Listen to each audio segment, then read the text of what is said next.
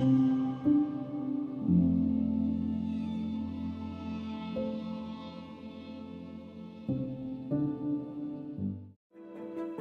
joined the Army Reserve in '88 and have been there ever since.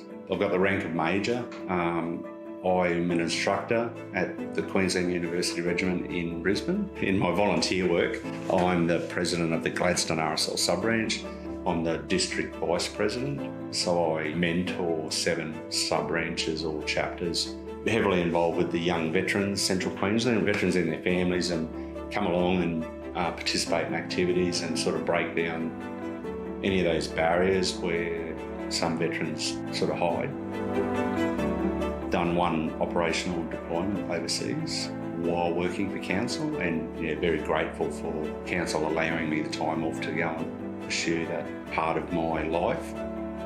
That was the reward, just helping.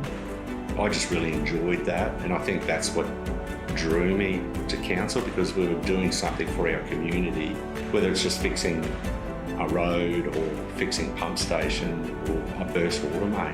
The guys that go out and do that in the middle of the night, that's a reward that you're helping the community and keeping the infrastructure operational for the community to use, because we've got that common goal, because we serve the community. That's how it should be our number one focus, that we serve the community. We're not serving ourselves, and we all should just work together as one big team.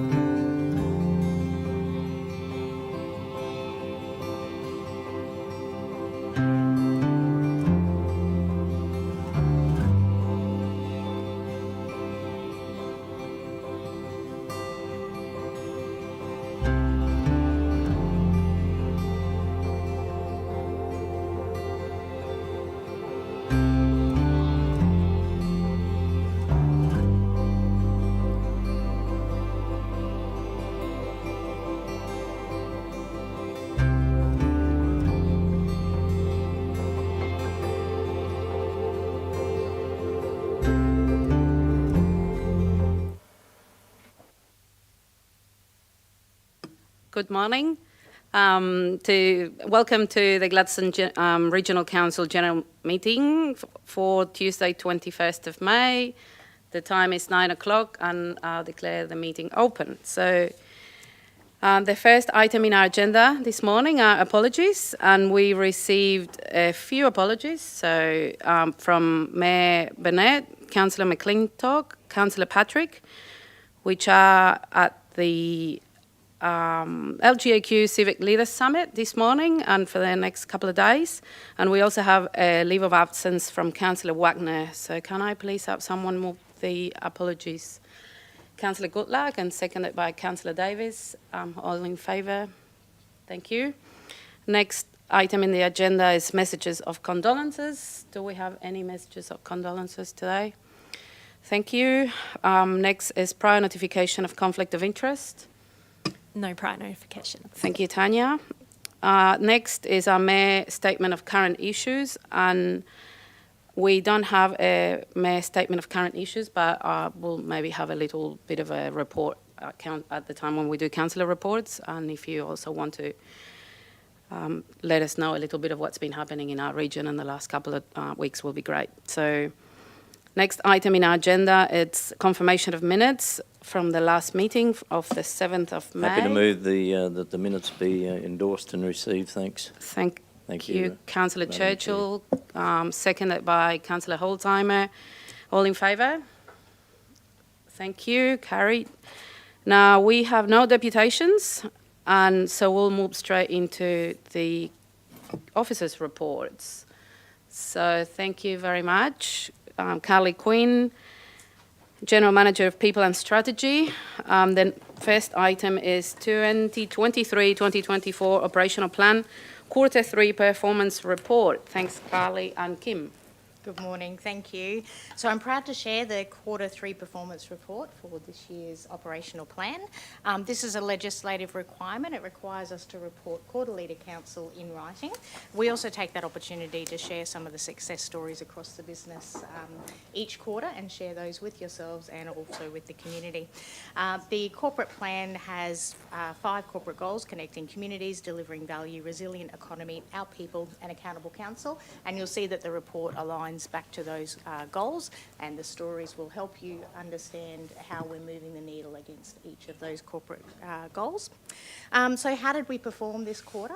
You'll see in the report that 8 out of 9 initiatives we're reporting as on track. I am also pleased to share that since printing the report, because it is a quarterly report, so it's as of the 30th of March, but during April, the one item that was of concern has now been placed back on track. The work that was indicated in the report that needed to happen to get it back on track has been completed, and now the item is back on track. So all items are actually, as of today, tracking well to be completed by the 30th of June. There's also some wonderful stories in there, as if you have a chance to read it. We said farewell to our previous councils and embraced our new council group. We had 22 new apprentices and trainees welcomed by our teams across the business in the quarter. We welcomed with open arms 42 new community members as official Australians at the combined Gladstone Regional Australia Day Awards and Citizenship Ceremony in January. Teams across the business supported our destination event of the year, Easter in Gladstone, and all things went swimmingly well with Little Mermaid, the combined schools musical, which was a sellout event and involves many, many schools across the region, as well as community volunteers and local businesses as well. Our water team hosted 80 chemical engineering students from the University of Queensland. That was a really exciting event for both the students and also for our teams to share the wonderful work we do in that critical service that we deliver for our community. Our customer solutions team handled just over 30,000 inquiries during the quarter and had resolved 82% of them at first point of resolution. We had just over 56,000 visits to the waste transfer stations and collected just over 5,000 tonnes of waste through our curbside collection. And that's something really interesting that we're tracking as we continue to embark on our waste education program throughout the year. We secured another $1.8 million in external funding, supporting the projects that we need to deliver for our ratepayers. And so that's to date just over $52 million worth of external funding for the year that we've secured. Planted just over 1,700 trees and lots of other wonderful stories in there if you get a chance to see it. It'll be up online for our community to view later today. Any questions? Any questions, anyone? Councillor Churchill? Yeah, thanks very much for that, Madam Chair. Probably through you now, I suppose, and it may be a question for the General Manager of Operations. It's in relation to works delivery. I can take that question. I can take that question. Okay, yeah, no, reading through it appropriately. So there was two matters I wanted to just briefly, and I suppose the answer could be perhaps simple. Was one, thanks for that new program now with the Department of Transport and Main Roads in relation to the cutting of the grass on the Bruce Highway. Okay. I would imagine that that's in place, and I remember the General Manager, John Tumbers, indicated to us that this is going to be like painting the Story Bridge. You know, you start at one end, be at the northern end of the region, Raglan, all the way to the southern end, down past Coliseum. And I wanted to firstly thank the crews for doing what they're doing, but also at the same time identifying if there's hot spots along the way. Are they able to move the crews into those major intersections or those intersections that are leading into townships rather than waiting until they've painted to the other end of the Story Bridge, or the Sydney Harbour Bridge. I think that was the analogy that Mr. Tumbers used, because there are some major intersection overgrowth that need to be addressed probably immediately, today, tomorrow, or as soon as possible, based on safety? Yes, the answer is yes. We have moved crews to deal with those major intersections and the feeder roads into those, then brought them back to do the whole Bruce from one end to the other. Yeah, okay. So I suppose and I don't want to dwell on just the operational side of it. So you're going to move the whole crews to the major intersections, or you'll keep coming south, be it, and then move part of the crews to those intersections? We moved crews to the intersections that were giving us trouble, such as the major Banaraby intersection to the Bruce. Okay. And then the feeder roads into the Bruce Highway as well. So did the sections that come in and out of the sides of the Bruce. Then we go back and start the whole thing from start to finish. So, for example, we might recall we did Mount Larkham as the first exercise.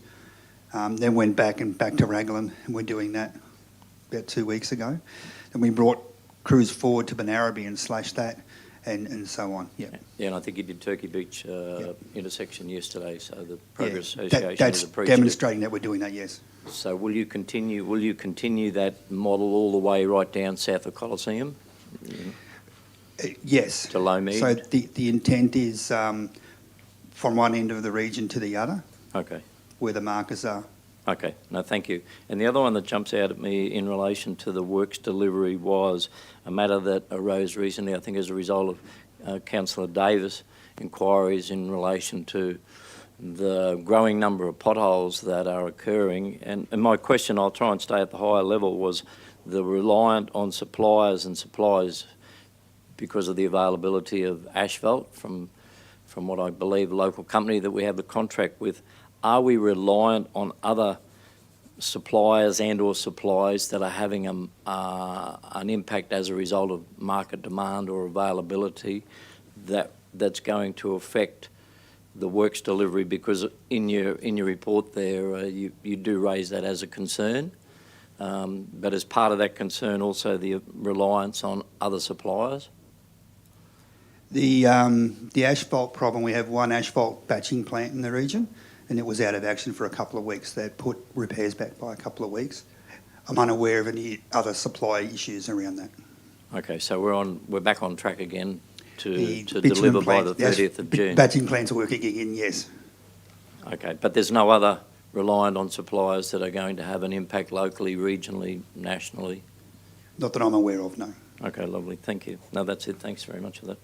Thank you. Can I please have a mover if there's no more questions? Councillor Holzheimer, second that for the officer's recommendation. Councillor Davis, we endorse the 2023-2024 operational plan for Q3 performance report. All in favour? Great, thank you. Now, thank you, Carly and Kim and John. We move to the next item in the agenda, which is G.2, monthly financial report for the period ending the 30th of April 2024. Thank you, Mark, General Manager of Finance, Governance and Risk.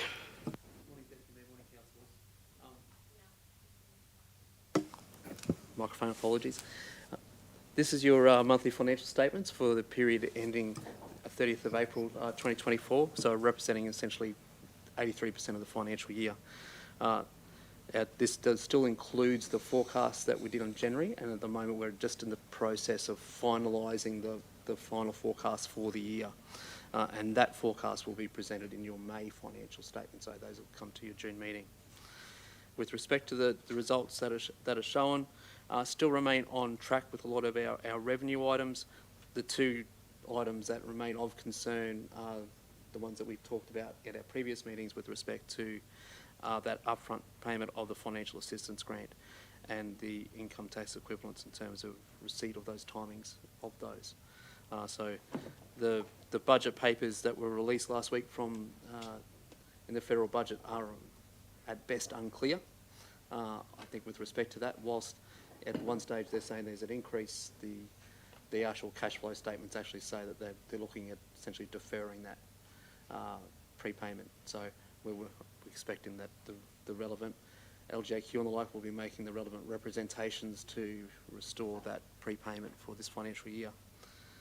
So we'll await outcomes of that to see what that, but that does have essentially a $9 million impact one way or the other where we go. So at the moment, your forecast reflects receiving that.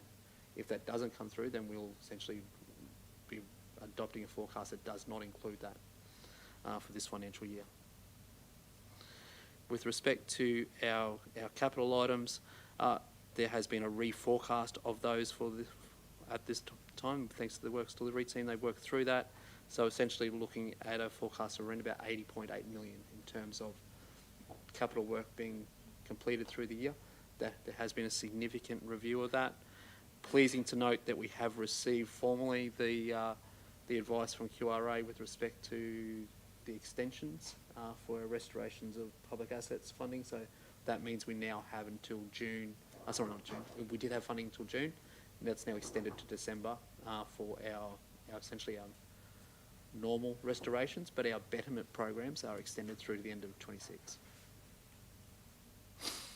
With respect to our outstanding rates, still tracking ahead of where we were at the same time last year. So we're looking at 3.34% outstanding at the end of April, and essentially looking at getting below that benchmark of 2% by the time we hit end of financial year at 30 June.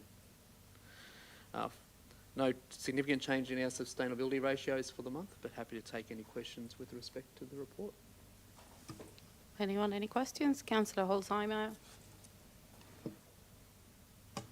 I was just looking through, and we talked about the water meter readings being done again, and that was quite a hot topic, I suppose, around the time of us being elected and campaigning. Are we expecting to see, I suppose, a hit for community members like we did last time with the water consumption and that sort of stuff as well for more water reading, as well as does the billing cycle, and I'm a ratepayer, I should remember this, coincide with our rates notice, or is it actually a separate bill that we receive? Yes and no. So we read twice a year. So we receive essentially November, and essentially the issue of that. By the time we get November, we start, concludes the end of December, and then we get bills issued in February, and they were due in around that election timetable. We're just about to go out now and read meters again, and we conclude that meter reading by the end of the financial year. That meter reading is then included in the annual rate notice, so it becomes part of that. So yes, there's one received separately, but there is one that's included in your annual notice. That is essentially the 6 months from December through to the end of June.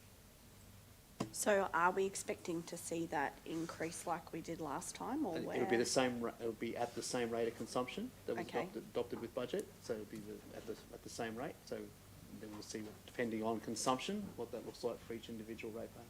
And do we have some education? Like I know we have waste education, that sort of stuff, about how to use water smarter, I suppose, more efficiently for our residents? Absolutely. There we got water consumption messages out there about water conservation and the like. Yeah. Thanks. Do we have any more questions for our officers? Councillor Churchill. Yeah, thank you very much for that.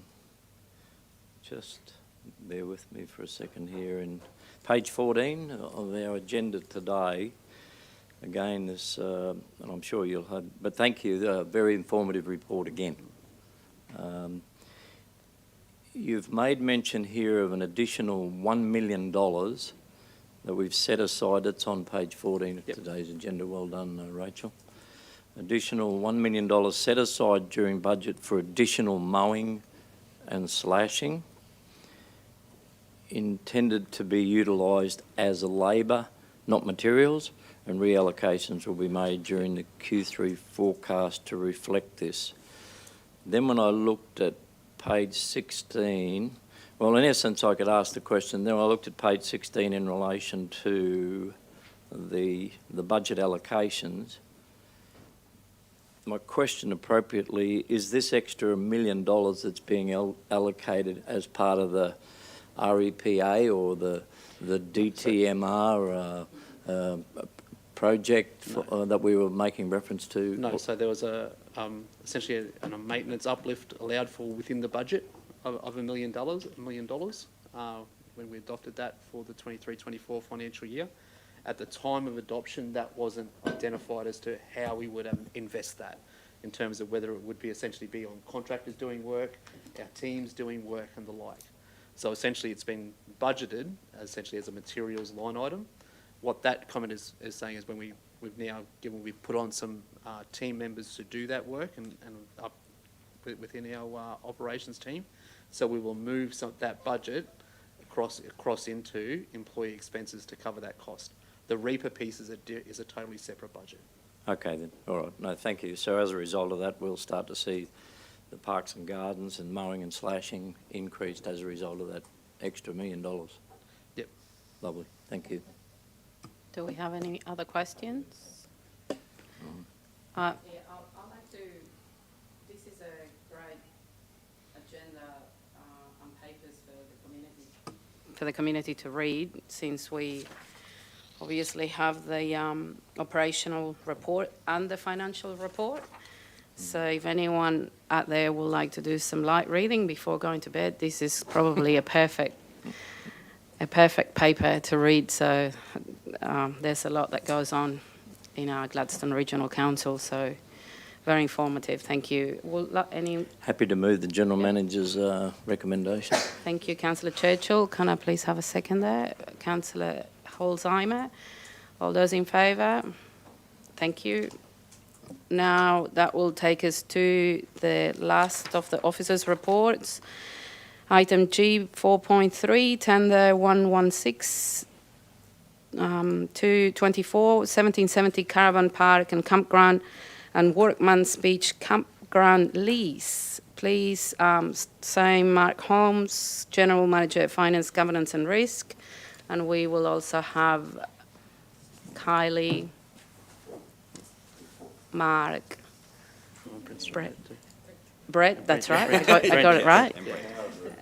Thank you very much. So please, over to you. Thank you, Deputy Mayor. This item is with respect to the considering tenders that we've gone out for the lease of essentially the operations of our 1770 Caravan Park and our Workman's Beach campground areas. So we've gone through a process with respect to testing the market with respect to who is out there to operate those respective facilities. And in so doing, we've received 13 tenders in various formats, some being for one side or the other and some being for both. There has been essentially a thorough assessment that's gone through by essentially our responsible officers in that space. And as part of that assessment, there's a recommendation to proceed with the preferred tender, which is 1770 Caravan Park Campground, for just the 1770 piece. With respect to Workman's Beach, there's some additional information we're working through, and the recommendation there will be actually defer a decision on the award of that, just while we work through that additional information that's come to light through the decision process. So at this point, just deferring that piece. Thank you, Mark. Well, is there any questions for our officers? Councillor Churchill. Thank you, Madam Chair. Through you, Madam Chair, I've got a number of questions I want to ask, but also I have some concerns about the tenders and the integrity of the process. But I would, at this stage, like to indicate that we should go into confidential. However, in light of saying that, I would like to ask my colleagues to support a motion that the meeting be closed in accordance with section 254J, G in brackets, of the Local Government Regulation 2012 to discuss negotiations relating to item agenda G/4.3 tender 116-24 1770 Caravan Park and Campground and Workman's Beach Campground lease, as public discussion on the matter would be likely to prejudice the interests of council. So I'm putting this forward to you, Madam Chair, as a Yep. procedural motion to go into confidential so we can have the discussion and ask questions. Thank you. So I seek my colleagues to support yep. that.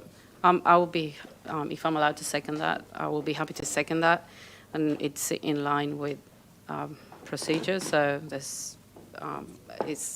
so I would like to second that. Thank you. Are we all in favour? Okay, thank you. We will just close the meeting to discuss these confidential attachments for a little bit of time. Thank you.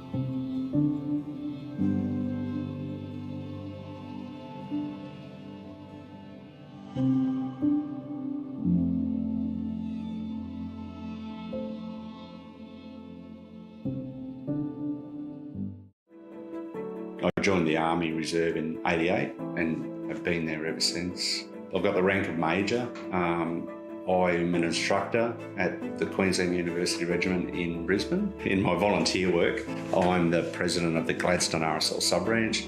I'm the district vice president, so I mentor 7 sub-branches or chapters. Heavily involved with the young veterans, Central Queensland, veterans and their families, and come along and participate in activities and sort of break down any of those barriers where some veterans sort of hide. Done 1 operational deployment overseas while working for council, and very grateful for council allowing me the time off to go and pursue that part of my life. That was the reward, just helping. I just really enjoyed that, and I think that's what drew me to council, because we were doing something for our community, whether it's just fixing a road or fixing pump station or a burst water main. The guys that go out and do that in the middle of the night, that's a reward that you're helping the community and keeping the infrastructure operational for the community to use, because we've got that common goal, because we serve the community. That's how it should be our number one focus, that we serve the community. We're not serving ourselves, and we all should just work together as one big team.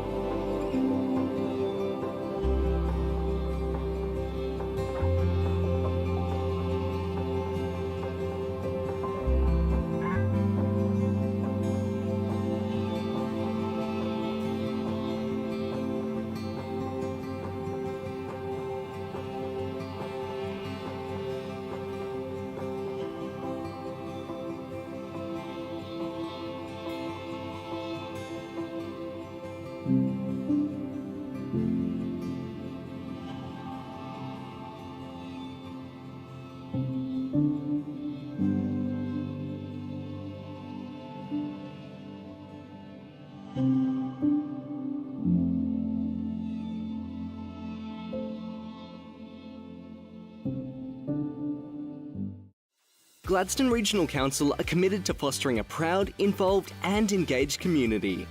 The Gladstone Regional Council Community Investment Program provides financial support to local community initiatives, projects and events which promote community connections, regional enhancements, community celebrations and community education.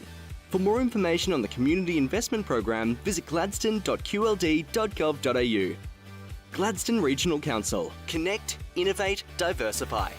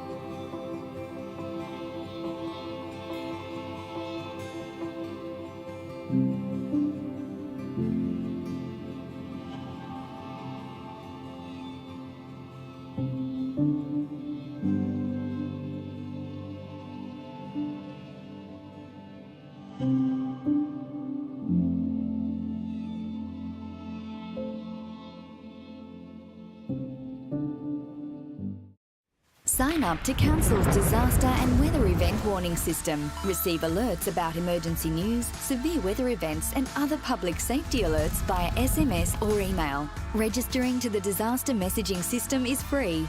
To register, visit Gladstone Regional Council's Region Watch website and click on the Register for Warnings button. Get ready, Gladstone. Take the steps to protect what's most important to you. Let's be better prepared and protected for emergencies and disasters.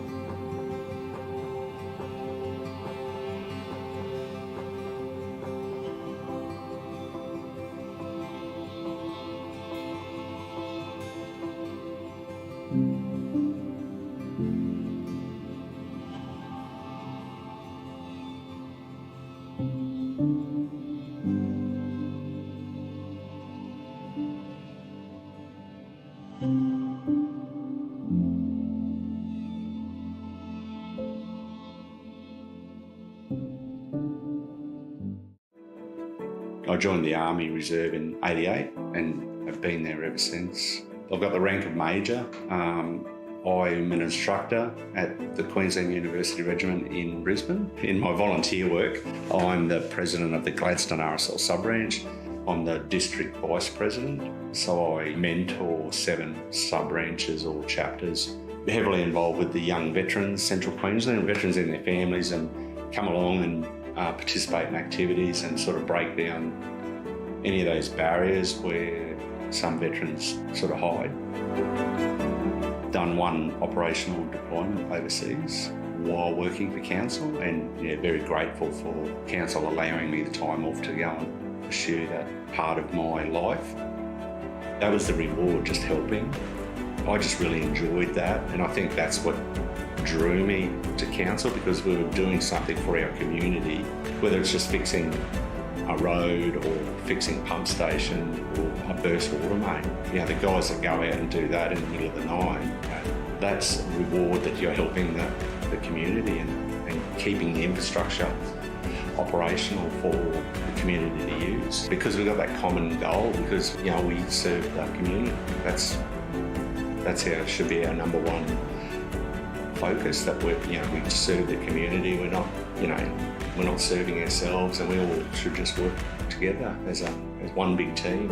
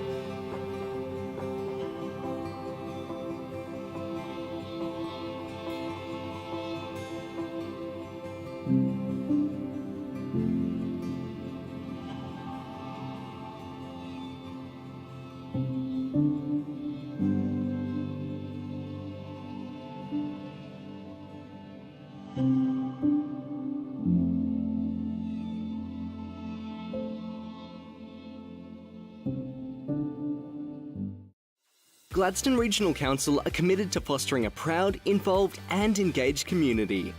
The Gladstone Regional Council Community Investment Program provides financial support to local community initiatives, projects and events which promote community connections, regional enhancements, community celebrations and community education. For more information on the Community Investment Program, visit gladstone.qld.gov.au. Gladstone Regional Council. Connect, innovate, diversify.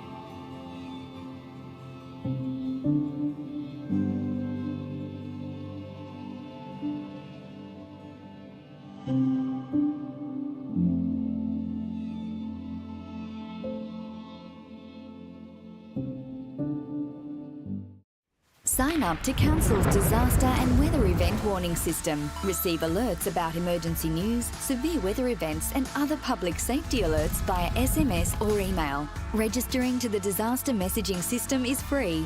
To register, visit Gladstone Regional Council's Region Watch website and click on the Register for Warnings button.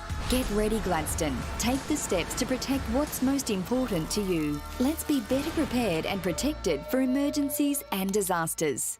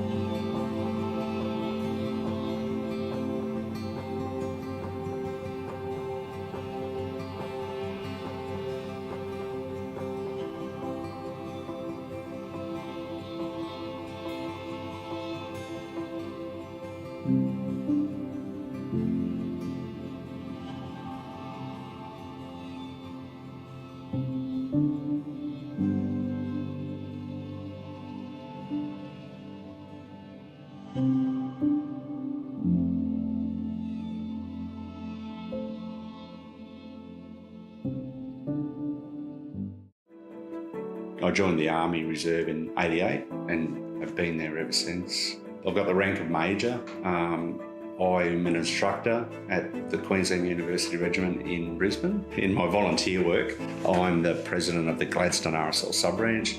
I'm the district vice president, so I mentor 7 sub-branches or chapters.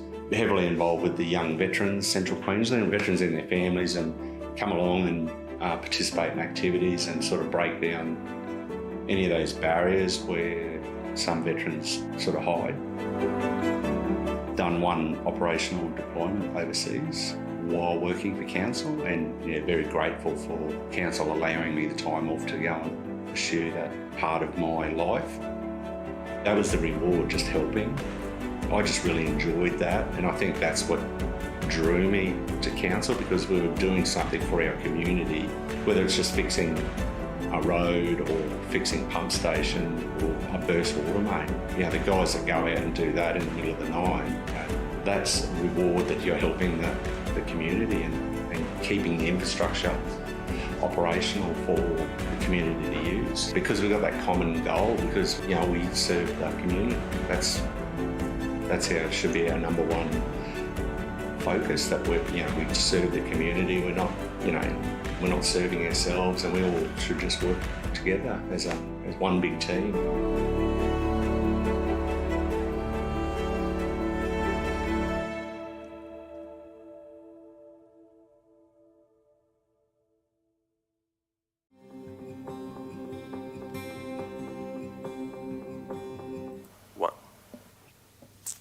Welcome back. So we'll continue with the discussions in item 4.3, tender for 1770 Caravan Park and Campground and Workman's Beach Campground lease. So do we have any questions for officers right now? Councillor Churchill? Yeah, thank you again. I appreciate that. Through you, Madam Chair, in your report, General Manager, you indicated a transparent evaluation process, community standards. Bear with me for a second. That there was, the tender period closed on the 9th of April 2024 and attracted 13 offers, of which 5 were exclusively for 1770 Caravan Park and Campground, 2 for Workman's Beach, it's 5 and 2 is 7, and 3 for the operation of both sites. So I count that up as 10. Any way you might be able to just give us an indication? Is there some missing or? Yeah, so there were actually some non-conforming offers as well. Right. Yeah, and that made up the balance of those. So those 3 non-conforming get excluded immediately. But they were received, but they weren't assessed. They were ruled out as being non-conforming. Okay, thank you. Do I have any other questions, or anyone would like to? Yes, Councillor Cooper. Thank you, Deputy Mayor. I'd like to congratulate and thank the team for their impeccable work on this comprehensive tender evaluation, and I'm happy to move the officer's recommendation. Do I have a second there? Councillor Holzheimer, is there any other questions or comments? Thank you. Councillor Holzheimer will second the motion. Is there any other questions or comments? I just wanted to quickly ask if it's okay within the timing for Workman's Beach. Do we see any risk as to having to defer it further, or should we be getting it on the 16th of July? I see no reason for not having it on the 16th of July. Okay, wonderful. So I'll put the motion to the floor. All in favour? Wonderful. So carried. Okay, we'll move to the next item in the agenda. Councillor reports. So does anyone have a councillor report around the table? Councillor Churchill, no? Okay. Sorry, I'll just like to recap a little bit of the things that have been happening over the last 2 weeks. On Tuesday, the 7th of May, we have a visit from Minister Christy McBain. So that was very good, and we thank her for coming and visit us. Every time she's around, she makes sure that she says hello and I think she went around with Mayor visiting a couple of our key projects. On Friday, the 10th of May, we had the Bointanum Turtle Way Artscape launching a new sunset bench, which myself, Councillor Patrick and Councillor Churchill attended.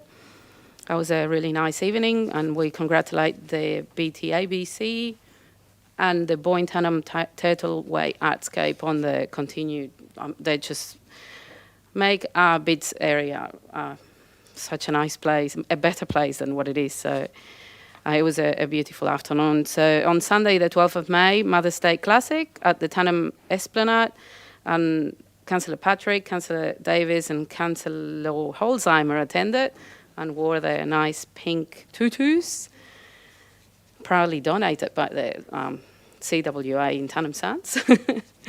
On that same day, we also had another wonderful day with the Gladstone Islamic Association at their open day and International Food Festival.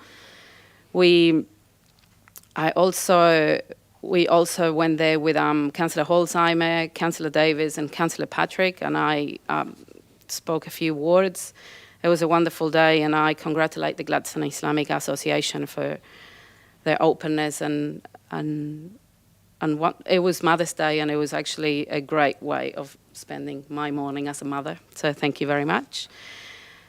Only just last Friday, Integrate Queensland had the Mad Hatter's biggest morning tea, which was also quite fun, and they raised much needed funds for the Cancer Council.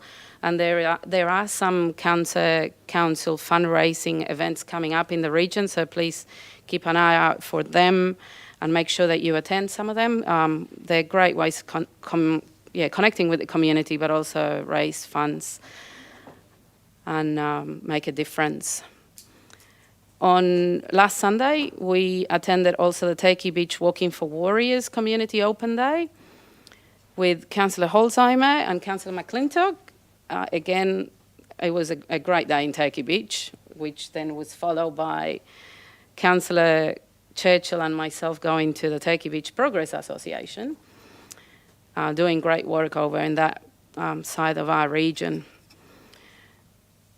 This week we will be having a number of National Volunteer Week events, and yesterday we had the event in Gladstone, the Bowls Club, and Councillor Churchill, Councillor Patrick and Councillor Wagner attended, as well as McClintock. Councillor McClintock was there, correct? And we will be having a couple more events in Calliope and in Agnes Water, I believe Wednesday, tomorrow and Friday.